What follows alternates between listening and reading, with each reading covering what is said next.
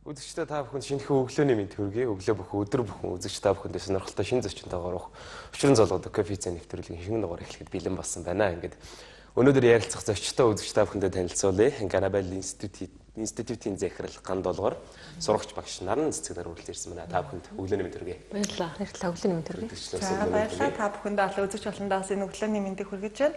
Сайхан хуртай өдөр болох юм байна. Ингээд бид бүхэн ярилцлага зочтой сайхан цай кофегаар дайлдаг байгаа. Кофе уух, цай авах уу? Цай уул. Цай. Цай уу баярлалаа. За цай анч уух зур хэдүүлээ яриа гэх тийм ээ. Өнөөдрийн ярилцах сэдв бол өслөөр амьдрах урлаг, сургалтын талаар ярилцгаа. Юун түрүүнд үзэгчтэй Ганабал институтийн тийм ээ үйл ажиллагаа хэн ямар чиглэлээр үйл ажиллагаа явуулдаг энэ талаар давчхан танилцуулга хүргэе гэж бодож байна. За манай Ганабал институтийн байгуулагдсан шалтгаан бол хувь хүмүүсийг амжилтанд хүргэх үндэсний компаниудыг олон улсын түвшинд гаргахад хүний нөөцийг сургах замаар тэр зорилгод нь хүрэх ийм зорилготойгоор байгуулагдсан. За бид нар бол 3 чиглэл үйл ажиллагаа явуулдаг. Нэг чиглэл нь бол яг мэргэжлийн түвшинд сургалтыг зохион байгуулдаг. Тэгээ энэ сургалт нь бол байгууллагын захиалгаар нээлттэй хэлбэрээр гэж хийдэг. Хоёр дахь нь бол байгууллагт бол менежментийн тэр тусмаа хүний нөөцийн зөвлөх үйлчилгээ явуулдаг. Гурав дугаарт нь бид нар хувь хүний хөгжил менежментийн чиглэлээр оюуны бүтээлүүд гаргадаг. Ийм 3 чиглэлээр үйл ажиллагаа явуулдаг. За өслөөр амьдрах урлаг сургалт зохион байгуулагдаж байгаа тийм ээ 6 сарын 23-нд Бямбагарыг Монголын үндэсний худалдаа ажилтнанд явуулж байгаа. Энэ сургалтынхаа талаар танилцуулга өгөх тийм ээ ямар учиртай сургалт явуулах гэж байна. За энэ бол үндэсний хэмжээнд зохион байгуулагдаж байгаа анхны том сургалт байгаа. Тэгэхээр ерөн сургалтууд бол стандарт сургалт 20-24 хүнтэй байдаг. Яагаад ийм хүний тоо зарлагдсан байдаг вэ гэхээр оролцооны аргаар ингээд зохион байгуулагддаг учраас байдаг. Харин анх удаага бид нар ийм том хэмжээний 200 гаруй хүнтэй сургалтыг хийх гэж байгаа шалтгаан бол маш олон хүмүүст зорилго чиглэлээ тодорхойлох, хүсэл зорилгоороо амьдрах ийм хүсэл шаардлага хэрэгцээ байсан учраас бид нэр том хэмжээний сургалтыг хийхэр болж байгаа. Тэгээ 10 хэдэн багш нар ажиллана. Тэгээд нараа багш бид хоёр бол үндсэн багшаар ажиллахаас гадна бусад 10 гаруй багш нар бол энэ том сургалтыг ингээд юм оролцооны арган дээр мэргэжлийн өндөр түвшинд хийх зорилгоор бид нэр 10 гаруй туслах багш нартайгаар ингээд том бүрэлдэхүүнээр энэ сургалтыг хийх гэж байгаа. Нэрнээсээ л исэн юм байна л да. Хүслээрээ амьдрах урлаг гэдэг. Яг энэ сургалтын тийм ээ ерөнхийдөө зорилго маань яг юу чиглэгдэж байгаа юм болоо яг хичээл сэдэн насны ангиллал юм байгаа юм болоо сургалтаа бас дэлгэрэнгүй тайлбарлал тийм ээ ямар зохион хөтөлбөрөөр явагдах юм бол за сургалтын хувьд бол хүслээрээ амьдрах урлаг гэдэг нэр сонь байгаа тийм. Тэгэхээр нөгөө хүн хүслээрээ амьдрахын тулд зорилго хүсэл мөрөөдлөө тодорхойлох нь хамгийн чухал байдаг. Тэ зорилго хүсэл мөрөөдлөө эхлээд бид нэр одоо тодорхойлоо тэр зорилгодоо хүсэл мөрөөдөлдөө хүрэхийн тулд ямар арга замаар хүрэх юм яаж хүрэх юм гэдэг тал дээр төлөвлөгөө боловсруулаад тэр төлөвлөгөөгөө одоо өдөр тутамдаа буулгаж тийм ээ тэгээд түүнийг ингэж хийж хэрэгжүүлэхэд туслах юм алхмуудыг бас яригдана. Түүнээс гадна хүн зорилгодоо хүрэхэд ингээд нэг эрч хүч дутагдаад байдаг тийм хийх санаа байвч эрч хүч дутагдаад хийж чадахгүй тууштай биш байдал няцдаг ухардаг за волейбол энэрөөсөө хэтэрхий том зорилго тавьсан байна гэдэг ингээд бууж өгдөг. Тэгвэл өөрийнхөө эрч хүчийг хэрхэн удирдах юм тийм хэрхэн тууштай байх юм гэдэг тал дээр өөрийнхөө сэтгэлийн тэнхийг яаж удирдан залж зорилгодоо хүрэх юм бэ гэдэг талаар бас дэлгэрэнгүй ярилцсан. Мөн зорилгодоо хүрэхийн тулд цагийг яаж удирдах юм те цагийг яаж зохицуулах юм гэдэг тал дээр. Тэгэхгүй бид нэр ингээл зарим ялангуяа залуу хүмүүстэй гэдэг шүү дээ. Мөнхөд залуу юм шиг бодоод яваад байдаг. Нэг мэтгэд цаг хугацаа урсцсан байдаг те. Нэг мэдсэн чил одоо нөгөө хийж бүтээгээд бодцсон юмнууд маань аль хэзээ өнгөрцөн байдаг. За одоо ингээд те үр хөвгтөө нөгөө ачцээгээ хараад байдаач гэдэг юм ингээд нэг мэтгэд цаг хугацаа өнгөрцөн байдаг. Тэгвэл тэр цагийг хэрхэн яаж удирдах юм бэ? Зорилготой хүрэхэд тулд гэсэн ийм ерөнхий одоо ийм 3 чиглэлээр бид нар ярилцахаар төлөвлөд байна. Тэгээд зөвхөн ярилцаад лекц аргаар биш сургалт гэдэг дөрвөн хэлсэн байгаа те. Сургалт гэдэг маань оролцооны аргыг төлөхөө хэрэгэлдэг. Тухайн хүмүүс маань сургалтын үр дүнд өөрийнхөө зорилгыг тодорхойлцсон те зорилготой хүрэх арга замуудаа мэддэг болцсон. Тэгээд түүндээ хүрэхийн тулд эрч хүчээ яаж одоо хэрхэн удирдах юм бэ гэдэг дээрээ ажиллаж чаддаг болсон тэн дээр одоо хүрэх төлөвлөгөө гаргасан ийм үр дүнгуудыг бид нэр өглөөж байгаа. Би хоёр хөдөлгчээс асуумаар байна л да. Та хоёр өөрийн хүслээр амьдарч байна уу? Бас хоёр талтай л байна тийм. Дуртай мэргэжлэр ажиллаж байгаа. Нөгөө талаар бас гэдэг. Тэгэхээр нөгөө яг энэ асуултыг та нараас асууж байгаа шалтгаан үзэгчд ч гэсэн энэ асуултыг асууад үзээрэй. Дийлэнхтэй яг ингээд хүслээрээ би амьдарч байна гэдэг асуулт ингээд хариулахаар чадахгүй юм байна. Би өөртөө цалингийн төлөө ажиллаж байгаа ч гэдэг үү те. Эсвэл би одоо энэ мэрэгжил эрэлттэй учраас л ажиллаад байна. Гэтэл би өөр юм сонирхоод байна гэдэг ч юм уу. Эсвэл би гэр бүлдээ цаг гаргаж чадахгүй байгаад байдаг ч юм ингээд маш олон нөгөө зүйлүүдийг яг жонглоор шиг ингэж бүгднийг зохицуулах хэрэгтэй байгаа шүү дээ. Гэтэл тэрийг зохицуулж чадахгүй болохоор нэг л амьдрал өстой аюунцгүй байна. Нийгэм итгэж цаг хугацаа өнгөрцөн байна гэдэг ийм яриануудыг гардаг шүү дээ. Тэгэхээр энэ сургалтанд бол заавалчгүй одоо залуучууд гэхгүй та 40-тэй байна уу, 50-тай байна уу, 60-тай байна уу, дөнгөж 18 хүрж байгаа байна уу, үл харгалзаж өөрийнхөө амьдралыг хүсэл зорилгоороо чиглүүлэхийг хүсэж байгаа хүн бүр зориулсан сургалт болдгоор болохоор онцлог юм байна. Жишээлбэл бид нар одоо ингээ манлайлалын сургалт гэхээр одоо удирдагчдад зориулсан ч гэдэг юм уу. Бидний явуулдаг бизнесийн 10 зуун сургалт юм бол яг бизнесмен хүмүүс зориулсан ч гэдэг юм ингээ тусгаалсан зорилтод бүлгүүдэд зориулсан юм сургалтуудыг хийдэг л дээ. А энэ удаагийн сургалт бол ерөөсө суралцахыг хүсэж байгаа хүн бүрт ингээ нээлттэй байгаа да. Тэгээ манай монголчуудын дунд нэг ажиглагддаг юм маш эртнээс айгүй хөгшөрцөн бодолтой байдаг байхгүй юу? Бараг 40 хүрээд би бараг зориг чиглэл шаардлагагүй бараг ингээл хөгшөрлөө ч гэдэг юм уу 50 хүрсэнгүй. Тэгээ одоо би тэтгэврт гарах чинь бараг л миний амьдрал ингээд дуслаач гэдэг юм уу. Маш их тийм юмыг тийм сөргөөр хараад байна л да нийтлэг. Гэтэл одоо ингээ Япончуудтай Америкуудтай харьцуулахад 50-тай хүн бол яг оргил насндаа явж байгаа. 60-тай хүн бол хийж бүтээх маш их цаг хугацаа байгаа байхгүй. Гол нь бид нэр үлдсэн цаг хугацаагаа юунд чиглүүлэх үү? Юу хийж бүтээвэл харамсахгүйгээр амьдрах вэ? Гэдэг дээр асуултандаа бид ингээд хариулт авчих юм бол бид нэр та 50-тай байна уу, 60-тай байна уу? Бүр ингээд амьдралын баяр баясгаланаар дүүрэн амьдрах боломж байгаа байхгүй. Гол нь бид нөгөө зориг чиглэлээ тодорхойлоогүй, өөртөө ирч хүч өгдөггүй, урам зориг өгдөггүй, цагаа зөв одоо үр бүтээлтэд зориулаагүйгээс болоод өстой 60-таа ухаарт 61-таа өөд болно гэдэг юм үг гарсан байна шүү дээ. Тэгэхээр бид нар тэрийг ингэж харамсахгүйгээр амьдралаа өнгөрөмөр байгаа байхгүй. Бидэрт олдсон тэр үнцэнтэй энэ эрдэнтийн амьдралаа сайхан амьдрахын тулд бид нарт бас юм чиглүүлэх хэрэгтэй байна. А энэ чиглүүлгийг одоо өгөх зорилгоор бид нар ийм том хэмжээний сургалтыг зохион байгуулж байна. Яг одоо Гранабел институтийн хувьд бол цагийн менежментийн талаар нэлээдгүй бас хичээлүүдийг орж тийм сургалтуудыг заадаг л та. Тэгэхээр энэ бас яг өөрөөр хүслээр амьдрахад цагийн менежмент хамгийн чухал гэдгийг энэ одоо сургалтын нэг онцлог чухал сэдв болоо гэж бодоод байна. Яг үнэ. Цаг хугацаа бол нөгөө хүнд байдаг үндсэн 4 нөөцийн нэг гэдэг байхгүй. Тэгэхээр тэр нөөцөө та зөв ашиглаж чадахгүй бол тэр чинь зардал болно. Зөв ашиглаж чадах юм бол тэр нөөц чинь баялаг болдог. Түүнтэй ижилхэн бид нар энэ хичээлээр эрч хүч энергийн тухай ярина л да. Одоо ингээл харахад 20-тай 30-тай уг нь эрч хүчээр дүүрэн байж идэл байх ёстой байж идэл нэг гал цог нуучсан яа да гэж ажилдаа ирдэг тийм хүмүүс байна шүү дээ. Гэтэл тэр хүмүүс чинь нөгөө нас харгалзахгүйгээр өөрийнхөө эрч хүчээ сэлбэж чадахгүй, энерги удирдах чадахгүйгээс болоод бас нөгөө зөв удирдах чадахгүйгээс болоод зориг тэмүүллийнхаа төлөө бие хүчээ зарцуулж чадахгүй байхгүй. Тэгэхээр тэр бүр бас сайхан. Тэгэхээр цагийн менежмент бол нэг нөөц нь, хоёр дахь бас том нөөц бол энергийн нөөц. Тэгэхээр бид нар энэ хоёр хичээлийг заагаад байх биш. Өөрснөөр нь тэр би одоо ямар оролцоогоор тий өөрснөөр нь энергийн тодорхойлуулаад надад яг энерги ямар дуртай байна. Яаж ирч хүчээ сэлбэх үү? Миний одоо цаг хугацаагаа би юу зөв удирдах гэхээр яг надаас болж би цагаа алдаад байна уу? Нийгмээс болоод байна уу гэдэг яг дүн шинжилгээ. Тэгэхдээ ихэнх тохиолдолд бол яг монголчуудад бид нар одоо энэ сургалтыг яг цагийн менежментийн сургалтыг бол маш олон удаа баг 200 гаруй удаа хийжсэн л да. Дийлэнх монголчуудын нэг нийтлэг үзэгдэл бол өөрөө өөртөө цагийг улгаач буюу өөрийнхөө цагийг өөрөө үрээддэг байхгүй.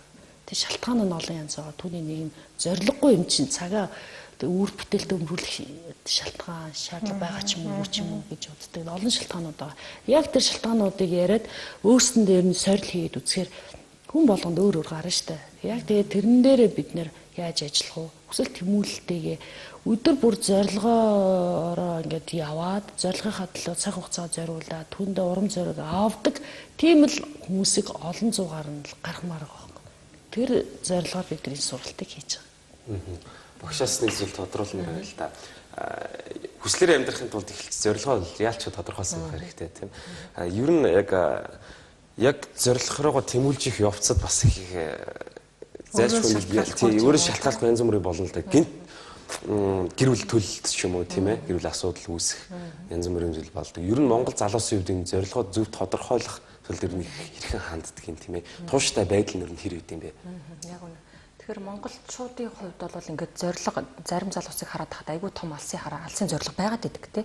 Байгаад идэх хэрэгээс яг өөрийнхөө сэтгэлийг буюу сэтгэлийн тэнхийг сэтгэл зүгөө удирдах асуудал дээр айгүй хөвгтэй олдолтой байгаа нь ажиглагддаг. Нэгээд идэг зорилгоос айгүй том зорилго тавьчих гэдэг юм уу те эсвэл одоо юу гэдэг би өөрийнхөө нөөц болцоодоор тулгуурлаагүй заазуу волейбол хийж чадахгүй юм байна. Шал тийм стресстэй яах вэ гэдэг юм уу те ингээ хаях няцах тохиолдол гараад байдаг. А тэрний хамгийн одоо том шалтгаан нь юу вэ гэхээр зэрэг ерөөсөө л өөрийнхөө сэтгэл зүг удирдах чадахгүй байгаатай холбоотой. Сэтгэл зүй буюу сэтгэлийн тэнхээ. Тэгэхээр манай монголчууд нөгөө сэтгэлийн тэнхээгээ ярихлаар зөвхөн асуудал бэрхшээл зовлон туулах чадвар гэж ойлгоод байдаг. А гэтэл сэтгэлийн тэнхээ гэдэг зүйл бол нөгөө зорилгодоо хүрэхэд өөрийгөө тууштай байлгах тийм ээ. Өөрийгөө тэр зорилго руугаа тэмүүлэхэд хүч өгөхтэй энэ чадвар ч гэсэн бас сэтгэлийн тэнхээд хамаарагддаг. Тэгэхээр сэтгэлийн тэнхээгээ хэрхэн одоо удирдах юм те өөрийнхөө тэр сэтгэл зүгөө хэрхэн удирдах юм бэ гэдэг тал дээр ч бид нар бас мессеж өгөнтэй ярилцсан сэтгэлийн тэнхээ таны хувьд аль талаараа тоглолтоотой байна тийм ээ яаж энэ сэтгэлийн тэнхийг байнга нэмэгдүүлэх арга зам юу байна гэдэг тал дээр бүгдөө бас ярилцаж багаараа ажиллах юм ажлууд бас зохион байгуулад нь тэгээд ирэхлээр хүмүүс маань ингээд цогц болох нь шүү дээ тийм зорилгоо тодорхойлоод зорилготой хүрэх сэтгэлийн тэнхийг удирдаад ирч хүч энерги тийм тэгээд түүндээ хүрэхэд цагаа хэрхэн зохицуулах юм бэ гэдэг ингээд цогцоор нь зорилгот хүрэх арга замуудыг заанаа л гэсэн үг болох нь.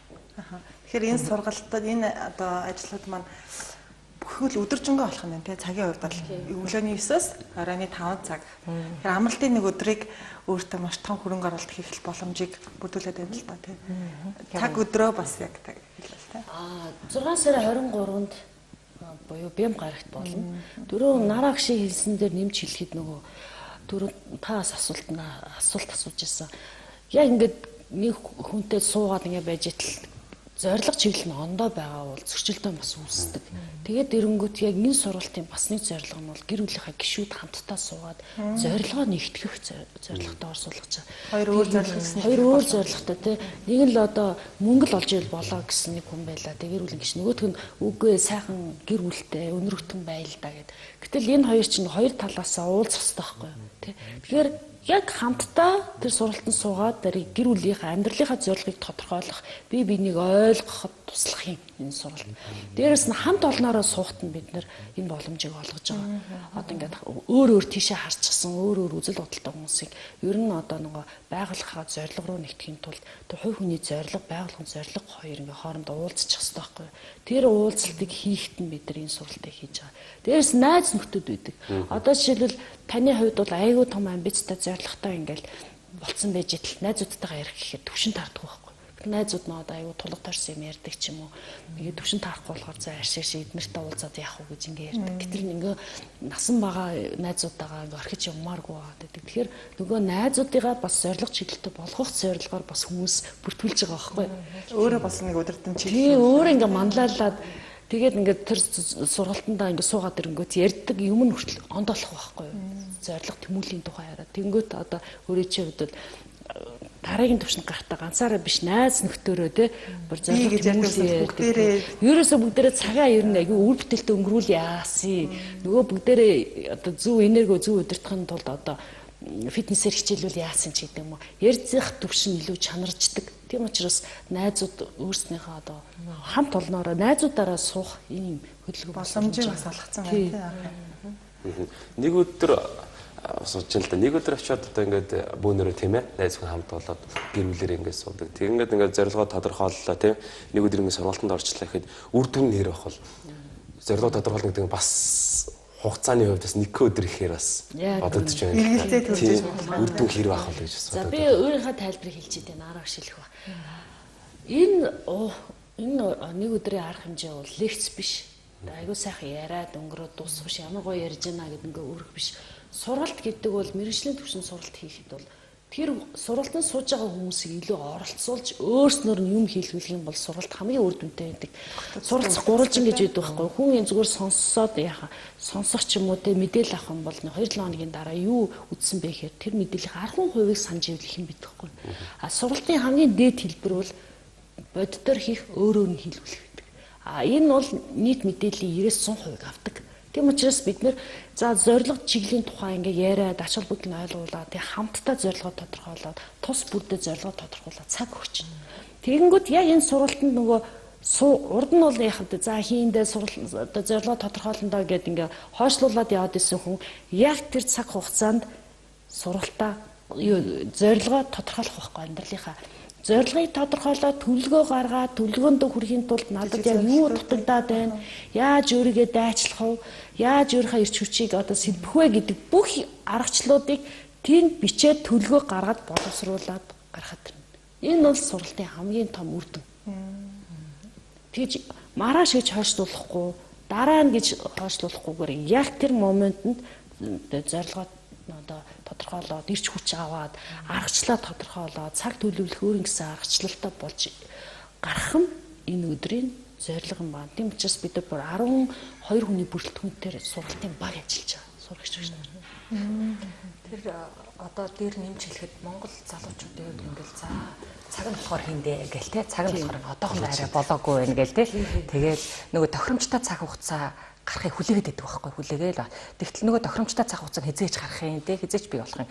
Тэгэхээр зэрэг яг ингээд зорилгоо эхлэх алхам аягүй чухал байдаг. Хүн ингээд эхлэлийг нь мэдээд авчаад өөр ингэс нэг зорилготой болоод бүх юм ингээд нэг замыг нь заагаад өчглөөр зэрэг одоо ингээд дараагийн алхмыг ингээд баг багаар хийгээ явуулах 50% гэдэг шүү дээ.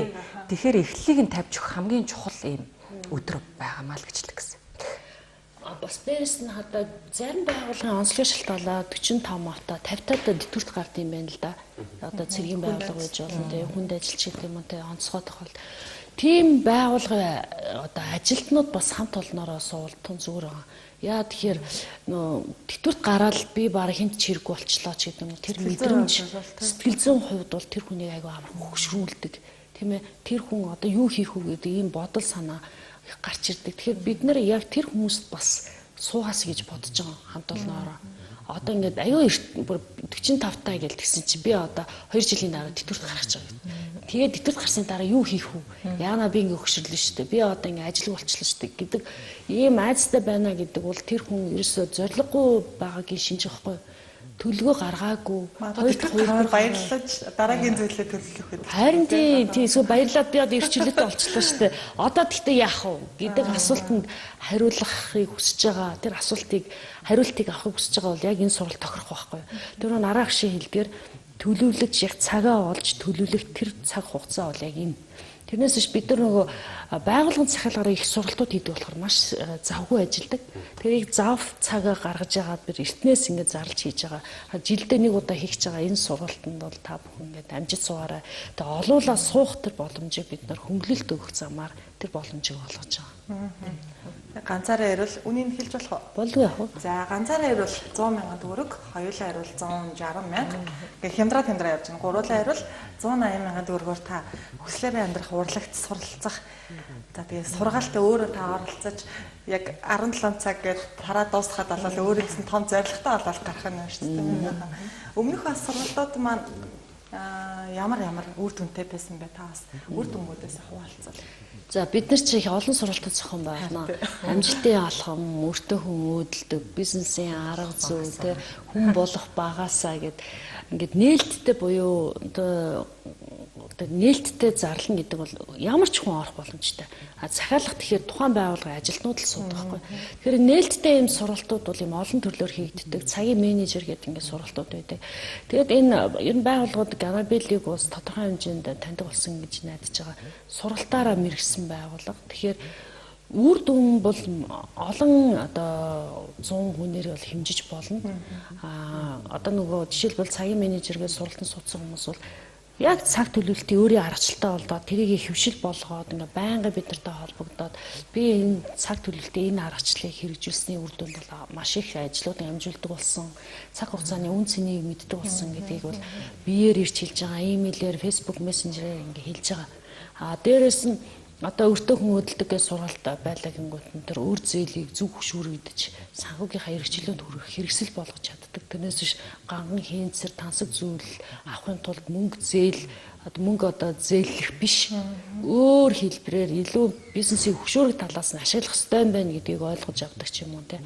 Ингээд тус тустай юм зорилготой байгаа. Тэгэхээр бол үр дүн бол боддоор болон бодит бусаар бас илэрдэг.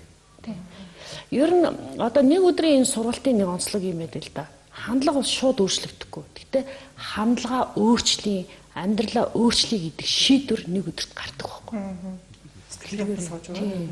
За би ерөөсөө өнөөдрөөс л эхэлж би амьдралдаа хариуцлагатай хандъя.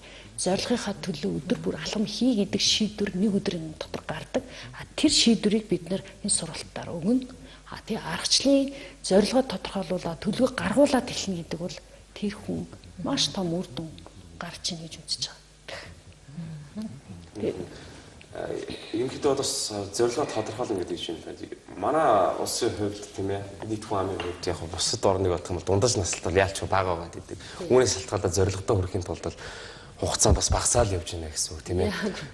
Залуу хүмүүсийн хувьд л ирээдүгэ ярьдаг, настай хүмүүсийн хувьд л нөө дурсамжаа ярьдаг тийм ээ.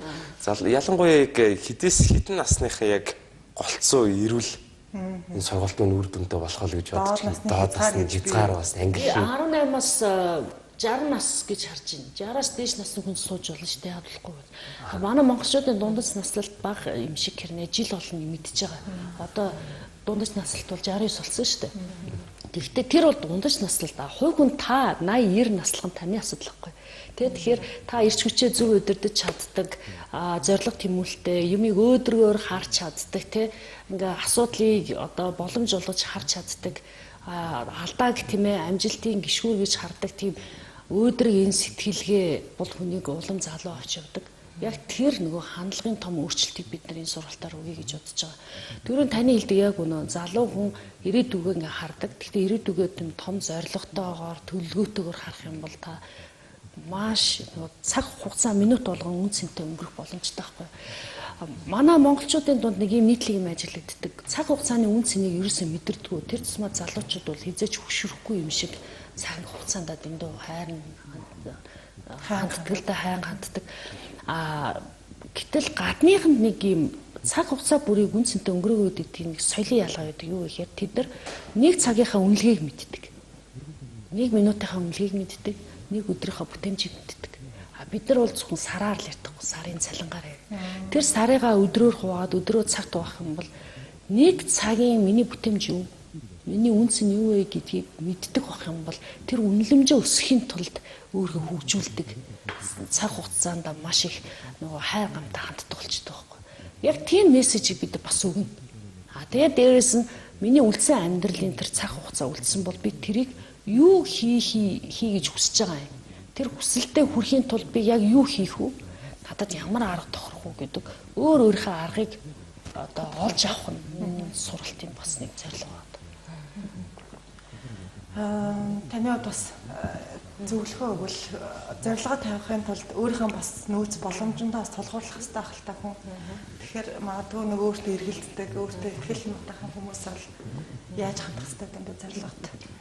За нөгөө зорилгоо тавихын тулд мэдээж хүнд хүсэл мөрөөдөл гэж байдаг тийм хүсэл мөрөөдөл байдаг. Тэгээд нөгөө ихэнх хүмүүс яадаг вэ гэхээр зэрэг мөрөөдлийг за энэ бол мөрөөдөл. Тэгээд мөрөөдөл бол биелэх зүйл биш ч гэдэг юм уу. Мөрөөдөл зорилго хоёрын шал тусдаа ангид зүйл гэж ингэж хараад байдаг. Гэтэл тухайн хүнд мөрөөдөл байгаа бол тэр мөрөөдлөө зорилго болгоод тийм зорилготоо хүрэх юм жижиг алхмууд болгоод байх юм бол тэр мөрөөдлийг ямар ч бүтшгүй мэт мөрөөдөлтэй бүтэлтэй болох юм боломж байдаг байгаа. Тэгэхээр нөгөө тэр өөрийнхөө харах өнцгийг өөрчлөх хэрэгтэй байхгүй. За би шалт энэ мөрөөдөл бол мөрөөдөл гэдэг бол угаасаа л тий мөрөөдөл гэж яриад байдаг шүү. Тэгээ одоо ингээд хитрхи том юм байна ингээ хайчдаг. Гэтэл хэрвээ хүн өөрийнхөө мөрөөдлийн төлөө зорилго тавиад ажиллах юм бол илүү одоо эрч хүчтэй нөгөө юу лээ дургууд хүчгүй гэхээр гихчээр нөгөө дургу юм хийгээл ах юм бол хүн яаж зорилго тавьсан шантраал за боли эрч хүч гарахгүй байна шүү дээ. Тэгэхээр дуртай зүйлээ буюу өөрийнхөө мөрөөдлийн төлөө амьдрч чадах юм бол илүү их эрч хүч, илүү хүсэл тэмүүлэл гардаг хүнээс тийм учраас юу гэдэг бид нэр өөрийнхөө мөрөөдлийг хэрхэн бодит болгох вэ гэдэг тал дээр л илүү зөвлөгөө өгөх нь чухал. Тэгээ тэр тал дээр илүү их ярилцаж тэр мөрөөдлөө яаж би өнөөдрийн төвшөнд авчирч тэгээ жижиглэн хувааж зориг болгон түүндээ хүрэх вэ гэдэг энэ аргачлалыг илүү төлхөө ярилцсан. Тэрнээс шууд мөрөөдөл нь шал өөр байгаа гэдэг зориг өөр тавьчаад байдаг тийм. Тэр зориг мөрөөдөл хоёр нөгөө салангад болоод ирэхэд хүн сэтгэлээр ундаг, стресстэй өөрийнхөө одоо хийх дургу зүйлд тий хүчээр ингэж нөгөө хүч гаргаж хийснээсээ болоод Өөртөө итгэлгүй байдалтай итгэлгүй тэгэл эрүүл мэндэд ч гэсэндээ сөргөөр одоо нөлөө үзүүлдэг. Тийм учраас мөрөөдлийг хэрхэн зориг болгож тэгээ зоригдоо хэрхэн хүрх юм бэ гэдг нь одоо ерөнхийдөө хүмүүсийн хамгийн чухал ойлгож мэдэх ёстой point болох байхаа гэж бодож байна. Одоо нөгөө найзууд чинь тавтахад нэг шоуддаг ч юм уу тэг ингээл хоорондоо ярилцаж хөрдөг. Тэгээ гэр бүлээрээ хас өдөр гадагшаа ингээл амралтанд гардаг те. Яг тэр цаг хугацааныхаа нэг одоо өдрийг найзуудаараа хамт олноороо гэр бүлийнхаа гишүүнтэйгээ яг юм сериосны өнгөрөөсөө гэж бодож байна. Яг энэ алхам, яг энэ өдөр сургалтанд суугаад ирэнгүүт амьдралын хэм маяг хандлага өөрчлөгдөн л дөө. Гэр бүлийн харилцаанд ч өөрчлөлт гардаг. Дээрээс нөгөө зориг чиглэл нь нэг болоод ирэхээр бараг л нүдэрээ ойлголцсон гэдэг шиг те. Зориг чиглэл нь нэг болоод ирэхээр нэг үйл ойлголцох байдал гарах нь ч их багасдаг. Хамт олноороо нэг зорилгын төлөө явхаар найзууд нь те зориг тэмүүлэлтэй болоод ирэх юм бол Монгол улсад ч гэсэн аюул том өөрчлөлт гарах боломжтой байхгүй юу. Тэгэхээр нийтлэг одоо найзууд маань одоо бүүнөрөө одоо уулан даврыг гэгэл ингээд янз янзын гоё үйл ажиллагаа зохион болдоо шүү дээ. Түүнийхээ нэг үйл ажиллагаагаа сургалтанд хамтдаа сууя те. Тавлаа сууя, аруулаа сууя, хоёулаа сууя гэдэг ийм боломжийг бид нар олгоод байгаа байхгүй юу. Түүнээс бусад сургалтуудад айгүй хязгаарлагдмал байдаг байхгүй юу. Зөвхөн тийм хүмүүс зориулсан, ийм хүмүүс зориулсан. Энэ сургалт бол ерөөсөө хамт олноороо найз нөхдөөрөө гэр бүлээрээ сууж зорилгоо нэгтгэхэд нь туслах, ирч хүч уран зориг авах тийм боломжтой ганц сургалт бол би нэг гэж харж байна. Таас Монголд энэ бол анх удаа зохион байгуулагдсан. Тэгэхээр өмнөх одоо олон бүх сургалтуудынхаа одоо хүмүүсийн хандлага эргээд үр дүн бүгднгээс энэ сургалтын одоо хөтөлбөрийг гаргасан боловсруулсан болоо гэж үзэж байна. Яг үнэ. Одоо бид нар ингээд сургалтуудаа ингээд 20-24 хүнтэй ингээд хийдэг. Гэхдээ маш олон хүн цаана үлдсэн байдаг байхгүй. Тэгээ бид нар нэг богино хэмжээний юм сургалтууд чи хүнтэй байдаг байхгүй. 200 мянга, 300 мянга гэдэг ингээд явчихдаг байхгүй. Тэр болгоос суухыг хүсдэг хүмүүс хүмүүс. Гэтэл маш олон хүмүүс суух юмсан гэсэн юм мөнгө нь одоо тэгээ жоох үнэтэй байдаг ч юм уу. Суух юмсан гэр бүлийнхэнтэй суучихээр үнэтэй аваад идэг ийм тохиолдол гардаг. Тэгэхээр бидний одоо манай Ганабел институтийн алсын хараа бол хувь хүмүүсийг амжилтанд хүргэх байгууллагыг одоо олон улсын түвшинд гаргахад туслах ийм зорилготойгоор байгуулагдсан учраас манай энэ сургалт бас тэр зорилгынхаа одоо хүрээнд хийж байгаа ажиллахгүй том хэмжээний.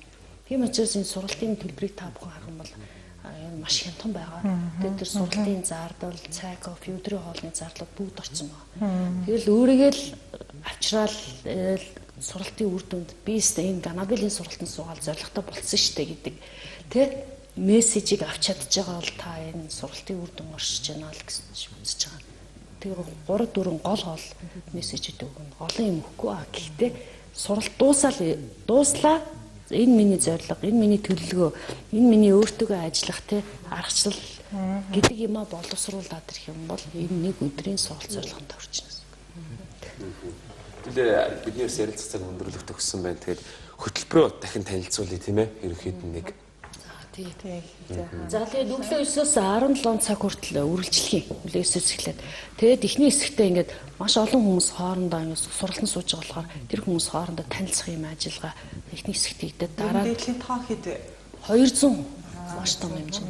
Тэгээд амьдралынхаа зорилго чиглэл ямар чухлыг нь мэдэж аваад тэгээд шууд зорилгоо тодорхойлоод хувилбар 2-ыг гаргаад зорилготой хүрэхин тулд төлөвлөгөө гаргаад төлөвлөгөөг ингээ өдөр тутмын алхам болгох тэр ажлуудыг нь өөрсдөө нь хийлгүүлэх юм багаар ажил нь хувь хүн хийн манай туслах багш нар яг ингээ ганцаарчилсан байдлаар зөвлөгөө өгөөд ингээ явчихна. Тэгэнгүүтээ дараагийнх нь хийх ажил нь юу вэ? За энэ зорилготой хүрэхин тулд ингээд ийм сэтгэлээр унана болий гээл буццсантай сэтгэлийн тэнхээ хэрэг болох байхгүй. Тэр сэтгэлийн тэнхээ өгөх тэр ажиллагаануудыг хийн. Тэгээ дээрээс нь тэр зорилготой хүрэхин тулд цаг хугацаа аягүй хязгаарлагдмал би ч одоо гэр бүлтэй, би хүүхэдтэй, би одоо яах вүлээ? Би одоо надад цаг гаргаж чадахгүй шүү дээ. Би хүслээрээ амьдрахад надад цаг байна уу? Гэтэл тэр олон тэр үүрэгт ажлуудын хажуугаар та цаг гаргаж сурах хэрэгтэй байхгүй. Тэхийн тулд өөр дээрээ цаг хугацааны шинжилгээ хийгээд надад юу саад болоод байна, аль цаг хугацаанд ямар аргачлал надад тохирох уу гэдэг цагийн менежмент хичээл орно. Тэгээд дараа нь эрч хүч энерги менежмент маш их ачаалттай байгаад байдаг. Тэр ачаалаа хийсээр ижил нөгөө энерги нь тусчих юм бол та нэг хүсэл зорилгоор уран зориг амьдарч чадахгүй шүү. Тэнгүүд нь хүчээ яаж сэлбэх үү? Ирч хүч энергээ яаж өдөртөх үү гэдэг энэ хэсэг орох юм. Яг тэгвэл зарим хүмүүс тэгдэг байхгүй юу? Миний энерги дууссан. Ингээ яриад байдаг байхгүй юу? Мотор ороод бензин дууссан яриад байдаг. Тэгээ бензинээ сэлбэж сурах хэрэгтэй. Бензин дотроос үйлдвэрлэн гэдэг шиг өөрийнхөө ирч хүчийг хүн үйлдвэрлэдэг байхгүй юу? Тийм учраас ирч хүчээ үйлдвэрлэх тийм аргачлал суралцах юм байна тий. Өөр юу мэдж оруулаа. За ерөнхий саний 3-4 мессеж гол мессеж өгөн. Тэгээд дахин хэлэхэд 6 сарын 23-нд тий өглөө 9 цагаас 5 цаг хүртэл бүтэн өдрөөр одоо Монголын худалдаа аж үйлдвэрийн танхимд зохион байгуулагдахын үндэсний хэмжээний томоохон сургалт болох юм аа. Хүслээрээ амьдрах урлаг гэдэг нэртэй тий. Тэгээ эрт бүртгүүлж байгаа хүмүүс энэ 6 сарын 23-нд гэсэн маа бид нэр бүртгэлээ бол 6 сарын 20 хүртэл аавна. Гэхдээ 6 сарын 10-наас өмнө бүртгүүлээд төлбөрөө байршуулсан хүмүүст бид нар цаг төлөлтөд хаж твитер бэлгэлэх юм. Тэгэхээр тэр одоо нөгөө эрт бүртгүүлсэн хүмүүст бонус суулгаж ийм арга хэмжээ зохион байгуулж байгаа. Тэгээ амжиж бүртгүүлсэн хүмүүс бид нар хугацаагаар нь хараад ирсэн хүмүүстэй тэр твиттерийг бэлгэлээ явуучих юм аа. За тэгээд сайхан зүйлд уриалал үзэгчтэйгээ. За хүслээрээ амьдрахад бол хэцүү зүйл байхгүй. Харин хүсэл мөрөөдлөөр амьдрахын тулд өөрийнхөө аргачлалаа олж аваад түүнд өдөр тутам хийж бүтээх юм бол хүн хүслээрээ амьдрч чаддаг. Тэгэхээр та хүслээрээ амьдрахад бид нар туслана. Тэгээд та энэ сургалтыг зориорой.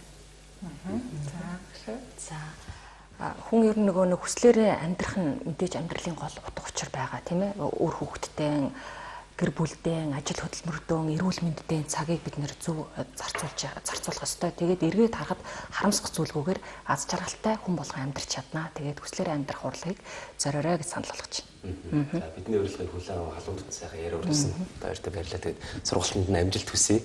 Оролцох хаа тэгээ өөрсдөө зорилгыг зөв тодорхойлж тийм ээ. Хүслээрээ амьдрах байхаа гэдэгт итгэлтэй байна. Харилаа үзэгчтэй манай өнөөдрийн зочноор Ганабел институтийн захирал Ган Долгор сурагч багш Наран Цэцгнэр оролцлоо. Коэффициент нэвтрүүлэг хэсэг хугацааны зар сурталчилгааны дараа 3D тос бүтээгдэхүүний зочдын ярилцлагаар хүргэжлэх болно. Тэр баяртай үзэгчтэй.